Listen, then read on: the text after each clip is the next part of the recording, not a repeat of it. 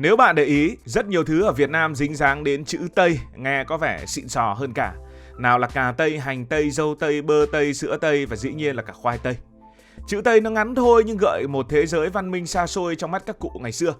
Trong khoai Tây, chữ Tây không chỉ là hướng Tây của La Bàn mà là người Tây, tức là người châu Âu, cụ thể hơn cả là người Pháp, những người từng mang củ khoai vàng tròn ú nu đấy từ trời Âu sang Việt Nam cách đây hơn một thế kỷ. Khoai Tây xuất hiện ở Việt Nam từ khi nào? Vì sao lại gọi là khoai Tây? Và vì sao người Việt Nam biết ăn khoai Tây? Ngày xưa, thời các ông, các bà, các cụ, các kỵ nhà ta thì người Việt ta chưa từng thấy loại củ nào như thế. Thường khoai sẽ là khoai lang, khoai môn, khoai mỡ, củ dài, thon, vỏ dày, ruột tím hoặc vàng. Thế mà bỗng một ngày, người Pháp mang thứ củ tròn trịa, ruột vàng, ăn bùi và dẻo, nấu lên có mùi thơm lạ lắm. Dân ta nhìn lạ quá mới hỏi, khoai gì đây? Người Pháp mới bảo là trái táo của đất, tức là dịch ra tiếng Pháp, còn mình không biết tiếng Pháp. Nghe thì chẳng hiểu gì, chỉ biết là khoai của người Tây ăn, thế chúng ta gọi là khoai Tây luôn cho nó nhanh. Và từ đó, Tây trở thành biểu tượng cho mọi thứ đến từ phương trời xa, văn minh, mới mẻ và sang trọng. Có khoai Tây thì phải có khoai ta. Trước khi có khoai Tây, người Việt Nam đã có hẳn một bộ sưu tập khoai của riêng mình. Khoai lang, khoai môn, khoai sọ, khoai mỡ, khoai nước. Chủ yếu là những giống bản địa hoặc là du nhập từ Trung Hoa, hoặc nếu không từ Trung Hoa thì cũng từ châu Mỹ qua đường Trung Hoa và đến với Việt Nam. Khoai lang du nhập khoảng thế kỷ thứ 17, còn các loại khoai khác vốn quen thuộc với khí hậu nhiệt đới nóng ẩm. Nhưng khoai Tây thì khác hẳn, nó chỉ chịu được khí hậu mát, vùng cao lạnh. Vậy nên, trước khi người Pháp đến, Việt Nam hoàn toàn không có khoai Tây. Chỉ đến khi người Pháp lập đồn điền ở những vùng khí hậu ôn hòa như là Đà Lạt, Sapa, Bắc Hà, họ mới mang giống khoai Tây từ châu Âu sang trồng thử. Đất hợp, khí hậu mát mẻ, củ phát triển nhanh và năng suất cao. Lính Pháp ăn, đầu bếp nấu, rồi dần dần, người Việt làm thuê cho đồn điền Pháp cũng học theo, mang giống về đồng bằng trồng vào mùa đông. Và thế là, củ khoai Tây đầu tiên đã bén rễ trên đất Việt, khởi đầu cho một cuộc di cư nông nghiệp từ châu Âu sang phương Đông. Nhưng nguồn gốc thực sự của khoai Tây thì còn đi xa hơn thế. Nó không phải là của châu Âu, mà là khoai của người Inca ở dãy Andes của Nam Mỹ, tức là Peru và Bolivia ngày nay. Cách đây hơn 7.000 năm, khi Ai Cập còn chưa xây xong kim tự tháp, người Inca đã biết trồng khoai Tây, phơi khô để ăn dần trong suốt mùa đông. Đó là nền văn minh biết ơn đất mẹ vì đã cho họ thứ củ có thể sống sót trong băng giá. Đến cuối thế kỷ 15, khi Christopher Columbus và các nhà thám hiểm châu Âu phát hiện ra châu Mỹ, họ đem theo rất nhiều thứ về châu Âu. Nào là ngô, nào là cà chua, nào là ca cao, nào là thuốc lá. Và trong số đó có cả khoai tây. Nhưng ban đầu người châu Âu lại sợ khoai. Họ thấy củ mọc dưới đất, tưởng là thức ăn của quỷ, ăn vào sẽ nhiễm bệnh. Thậm chí có thời gian người ta chỉ dùng khoai tây để cho lợn ăn hoặc để trồng làm cảnh. Mãi đến thế kỷ 18, khi châu Âu trải qua những năm đói kém khủng khiếp vì thời tiết lạnh bất thường, lúa mì chết hàng loạt, thì người ta mới bắt đầu nhìn lại củ khoai bị ruồng bỏ kia. Trong thời kỳ ấy, có một người Pháp tên là Antoine Palmetier bị bắt làm tù binh ở Phổ. Trong ngục thì ông này phải ăn toàn là khoai tây, rồi phát hiện ra không những ăn không chết mà ăn còn khỏe hơn. Khi trở về thì Palmetier đã dốc hết tâm huyết để thuyết phục nhà vua của nước Pháp rằng khoai tây có thể cứu nước Pháp khỏi đói nghèo. Vua ban đầu thì chẳng tin nhưng vẫn cho phép trồng thử. Để dân tò mò, nhà vua còn cho lính gác ruộng khoai tây vào ban ngày, rồi giả vờ rút để dân trộm giống khoai tây này mang về trồng. Đó là một bài quảng cáo thiên tài. Dân Pháp thấy lính canh tưởng là khoai quý, đổ xô đi lấy trộm, và chỉ trong vài năm, khoai tây đã lan khắp cả nước. Từ chỗ bị khinh rẻ, nó trở thành vị cứu tinh của nước Pháp. Khoai tây đã thực sự thay đổi thế giới. Cùng một diện tích ấy, trồng lúa mì thì nuôi được ít người hơn là trồng khoai tây. Củ to, năng suất cao, dễ trồng, dễ bảo quản, chịu được rét.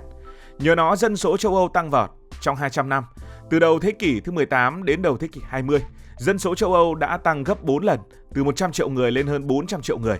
Những nhà sử học từng nói, không có khoai tây thì không có cách mạng công nghiệp. Bởi khoai tây chính là thứ đã giúp tầng lớp công nhân có đủ năng lượng làm việc trong nhà máy, binh lính có sức chiến đấu và các thành phố công nghiệp mọc lên như nấm. Thế giới bước vào thời đại mới, một phần nhờ củ khoai vàng dưới đất. Nhưng không phải lúc nào khoai tây cũng mang lại hạnh phúc. Giữa thế kỷ thứ 19, nạn đói khoai tây ở Cộng hòa Ireland đã khiến cả một dân tộc lụi tàn. Khi đó thì họ sống gần như hoàn toàn nhờ vào khoai tây. Rồi một loại nấm mốc đã xuất hiện, khiến toàn bộ củ bị thối dưới đất, hàng triệu người chết đói. Trong 7 năm, hơn 1 triệu người Cộng hòa Ireland đã bỏ mạng và hơn 2 triệu người khác phải di cư sang Mỹ, Canada và Úc. Đó là thảm họa nông nghiệp lớn nhất thế giới lúc bấy giờ, và cũng là lý do vì sao nước Mỹ ngày nay có nhiều người gốc Ireland đến thế. Khoai tây, thứ từng cứu châu Âu, cũng chính là thứ khiến một đất nước sụp đổ. Nó vừa là ân nhân, vừa gieo tai họa. Tất nhiên nó không có lỗi mà phụ thuộc vào cách con người đã sử dụng nó như thế nào. Sau châu Âu, khoai tây đã lan dần khắp thế giới. Người Hà Lan, Bồ Đào Nha và Pháp mang nó sang châu Á quãng thế kỷ 17, thế kỷ 18. Ở Trung Quốc người ta gọi nó là thổ đậu, nghĩa là đậu đất. Ở Nhật người ta gọi nó là Jakarta, nơi người Hà Lan từng làm trung chuyển khoai và trong tiếng Nhật được Nhật hóa gọi là Jagaimo. Còn người Thái gọi là Manfaran, là khoai của người Pháp, giống hệt như cách chúng ta gọi là khoai tây. Một lần nữa, Tây trở thành từ tượng trưng cho những gì lạ lẫm, mới mẻ, văn minh, một dấu ấn văn hóa mà người Việt dùng để phân biệt giữa ta và họ, giữa xưa và nay. Ở Việt Nam, hành trình của khoai tây bắt đầu tại những đồn điền do người Pháp lập ở vùng khí hậu mát. Họ trồng thử rồi thành công, và từ đó khoai tây trở thành món ăn không thể thiếu của binh lính Pháp. Dần dần người Việt quen tay trồng rồi lan ra khắp vùng đồng bằng. Đến những năm chiến tranh, khoai tây được trồng khắp nơi để cứu đói. Trong ký ức của nhiều người thế hệ trước, có một thời ăn khoai thay cơm là chuyện rất bình thường.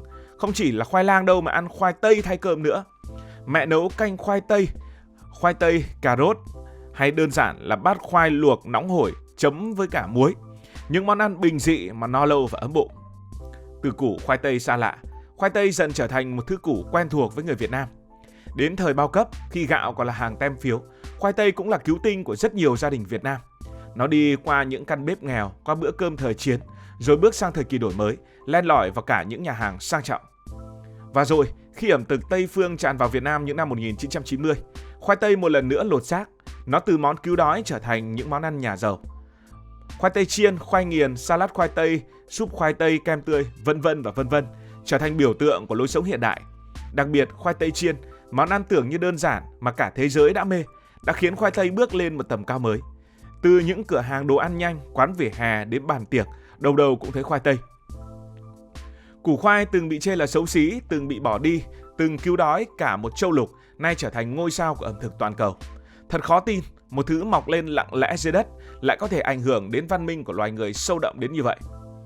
Ngày nay, khoai tây vẫn nằm trong nhóm những cây lương thực lớn nhất thế giới, chỉ sau lúa và ngô. Mỗi năm loài người sản xuất hơn 350 triệu tấn khoai tây, Trung Quốc, Ấn Độ và Nga là những nước dẫn đầu. Việt Nam, khoai tây được trồng nhiều ở vùng đồng bằng phía Bắc và được xem như vua của vụ đông. Không chỉ là thức ăn, khoai tây giờ còn góp mặt trong ngành công nghiệp sinh học, làm cồn sinh học, bao bì phân hủy và cả chất dẻo thân thiện môi trường. Nhưng điều thú vị nhất có lẽ là cách người Việt giữ lại chữ Tây trong tên gọi. Dù là khoai tây, giờ nó đã trở thành món ăn dân dã có mặt trong mọi gian bếp. Nhưng mỗi lần nhắc đến khoai tây, người ta vẫn giữ một chút gì đó hơi Tây một chút. Tây ở đây không chỉ là tên mà là biểu tượng của một giai đoạn lịch sử khi Việt Nam bắt đầu giao thoa với thế giới, bắt đầu nếm thử những hương vị không phải của mình nhưng rồi lại trở thành của chính mình. Từ củ khoai nhỏ bé ấy thì thế giới đã thay đổi và Việt Nam cũng vậy. Một củ khoai tây mà gói gọn trong nó đó là hành trình của di dân, hành trình của giao thương, hành trình của chiến tranh và của cả sự tò mò bất tận mà con người bước vào những điều mới lạ. Cảm ơn vì đã quan tâm theo dõi câu chuyện này. Nếu cảm thấy thú vị, bạn có thể nhấn nút đăng ký kênh, bật chuông thông báo và chia sẻ. Còn bây giờ thì xin được nói lời chào tạm biệt.